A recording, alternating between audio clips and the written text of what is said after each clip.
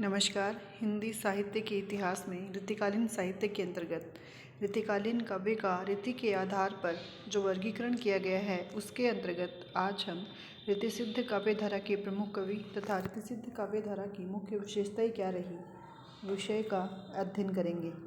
ऋतुकाल शब्द जैसा सामान्य अर्थ में नियम, लक्षण, प्रणाली अथवा पद्धति को लेकर प्रचलित है या इसका सामान्य सा अर्थ है किसी नियम, किसी लक्षण विशेष, प्रणाली विशेष अथवा पद्धति विशेष को लेकर काव्य रचना करना। इस प्रकार किसी भी प्रकार के मार्ग, पद्धति एवं प्रणाली से प्रेरित जो रचना होती है वह ऋतुकाव्य के अंतर्गत आती है। ऋतु शब्द के क्या अर्थ हैं या ऋतुकाल को क्यों ऋतु के आधार पर या किस प्रकार से ऋतुकाल नाम दिया गया, जब इस पर हमने चर्चा की थी तो उसके अंतर्गत हमने यह देखा था कि ऋतु का अर्थ है पद रचना, काव्य गुण के आधार पर जो एक विशेष पद्धति थी उस पर आधारित काव्य रचना। वामन ने ही इसे काव्य की आत्मा बताया है। वामन के पश्चात यह रीति मात्र एक शैली का ही पर्याय बनकर रह गई थी। इस प्रकार हिंदी साहित्य में जो ऋतुकाल आया है जिसकी समय सीमा 1700 ईस्वी संवत से 1900 ईस्वी संवत आती है, उस ऋतु शब्द का एक व्यापक अर्थ है और वह है रस, अलंकार, शब्द शक्ति, छंद आदि सभी काव्यांगों के आधार पर एक बंधी बंधाई परिपाटी में जो काव्य रचना की गई वह काव्य रचना ऋतुकालीन काव्य रचना के अंतर्गत आती है और उसे ही हम ऋतुकाल कहते हैं।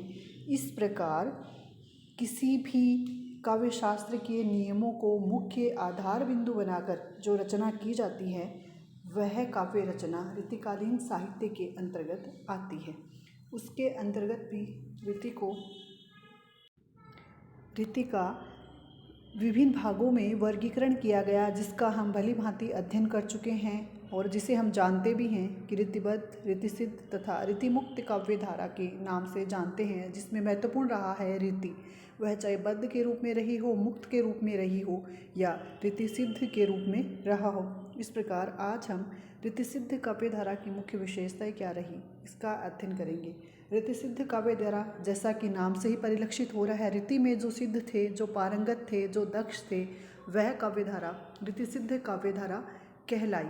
अर्थात इस काव्य धारा में वे कवि आते हैं जिन्होंने ऋतु का ज्ञान होते हुए भी हर जगह ऋतु का उल्लेख नहीं किया, अपितु उपयोगिता के आधार पर ही ऋतु का काव्य में वर्णन किया है। इन्होंने काव्य शास्त्र के लक्षणों में ध्यान में रखकर कविता तो लिखी लेकिन सीधे सीधे सिद्धांत प्रतिपादन में इनकी अभिरुचि नहीं थी। इसका सीधा सीधा अभिप्राय यही है कि इससे पूर्व जब हमने ऋतुबद्ध काव्य धारा का अध्ययन किया था तो वहाँ पर हमने चाहे देव का अध्ययन किया हो, केशव का किया हो या अन्य किसी ऋतुबद्ध काव्य धारा के कवि जैसे पद्माकर या सेनापति का अध्ययन किया हो, हमने देखा है कि सभी की काव्यांग निरूपण में रुचि रही है। अर्थात सभी ने काव्य शास्त्र के किसी न किसी विषय को काव्य की विषय वस्तु बनाकर अपने काव्य की रचना की है। अलग से उन्होंने काव्य शास्त्रीय सिद्धांतों को आधार बिंदु बनाकर अपनी काव्य रचनाएं की, परंतु ऋतुसिद्ध काव्य धारा में ऐसा नहीं हुआ है। ऋतुसिद्ध कवियों ने सीधे सीधे किसी भी सिद्धांत को प्रतिपादित करते हुए किसी काव्य ग्रंथ की रचना नहीं की है। इस प्रकार ऋतुसिद्ध काव्य धारा के कवि ऋतु में पारंगत या सिद्ध थे, परंतु उन्होंने अलग से किसी ऋतु ग्रंथ का निर्माण नहीं किया, अतः ये ऋतुसिद्ध कवि कहलाते हैं।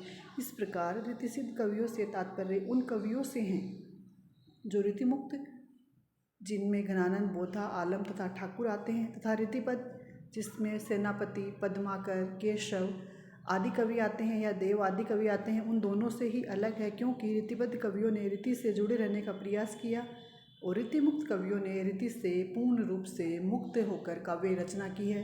अतः ऋतुसिद्ध काव्य धारा इन दोनों ही काव्य धाराओं से अलग है। ऋतुसिद्ध कवि ऋतुबद्ध तथा ऋतुमुक्त दोनों ही धाराओं से अलग थे। ये न तो ऋतु से बसते थे और न ही उसे आग्रहपूर्वक स्वीकार करते थे। वास्तव में यह ऐसे कवि थे जो मध्य मार्ग अपनाया है या इन्होंने इसी मध्य मार्ग को अपनाकर अपनी रचनाएं की हैं। बिहारी ही इस ऋतुसिद्ध काव्य धारा के अकेले प्रसिद्ध कवि माने जाते हैं।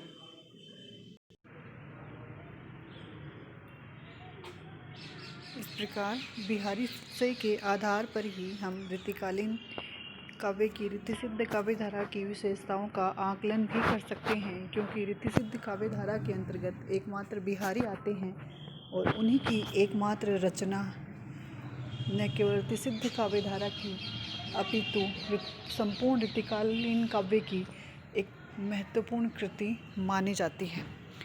बिहारी ने अपने प्रवाह में आकर अपने सतसई की रचना की है, अपनी सतसई का निर्माण किया है, परंतु ना तो उन्होंने रीतिबद्ध बनने की कोशिश की है और ना ही रीतिमुक्त कवियों की तरह उससे बचने की। इस प्रकार इसे सतसई के आधार पर या बिहारी के काव्य के आधार पर या रीतिसिद्ध काव्य धारा, तीनों की सामान्य जो विशेषताएं हैं वह हैं रीतिसिद्ध कवि मध्यम पंथी, अर्थात ना तो इन्होंने रीतिबद्ध बनने की कोशिश की और ना ही रीति से बचने की, अपितु एक नवीन प्रकार की स्वतंत्र रचनाएं रची हैं जिनमें रीति का प्रयोग भी हुआ है और रीति से पूर्णतः मुक्त भी नहीं रहे हैं, कहीं कहीं मुक्त रहने की इन्होंने कोशिश भी की है। इसके अतिरिक्त इनकी रचनाएं नवीन प्रकार की रचनाएं कहलाती हैं, क्योंकि रीति ग्रंथों से विरत रहकर भी तथा सीधे सीधे काव्य शास्त्रों का निर्माण न करके इनकी जो रचनाएं हैं वो नवीन प्रकार की रचनाएं मानी जाती हैं, क्योंकि ना ही तो इन्होंने किसी रीति ग्रंथ का निर्माण किया है और ना ही रीति के बंधन से पूर्ण रूप से खुद को स्वयं को मुक्त रख कर उन्होंने अपनी काव्य रचनाएं की हैं, अपितु सिद्धांत प्रतिपादन में रुचि न होते हुए भी अपनी रचना में इन्होंने कहीं कहीं सिद्धांतों का प्रतिपादन भी किया है। व्यक्तिक विशेषताएं रीतिसिद्ध काव्य धारा की प्रमुख विशेषता मानी जाती है। कवि की स्पृहा या व्यक्ति विशेष या फिर मध्यम प्रकार की रचनाएं करना आदि व्यक्तिक विशेषताएं इस काव्य धारा की प्रमुख विशेषताओं के अंतर्गत आती हैं। रीतिसिद्ध काव्य धारा या बिहारी की प्रमुख काव्य रचना करने का जो मुख्य उद्देश्य था वह था कवित्व की स्पृहा या इच्छा।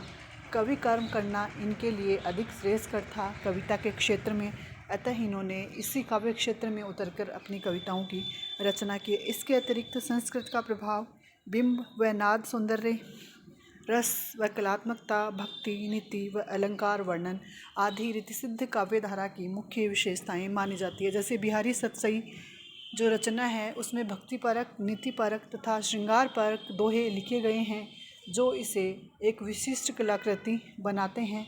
इस प्रकार सम्मिलित रूप से ये सभी विशेषताएं रीतिसिद्ध काव्य धारा की प्रमुख विशेषताओं के अंतर्गत सम्मिलित की जाती हैं।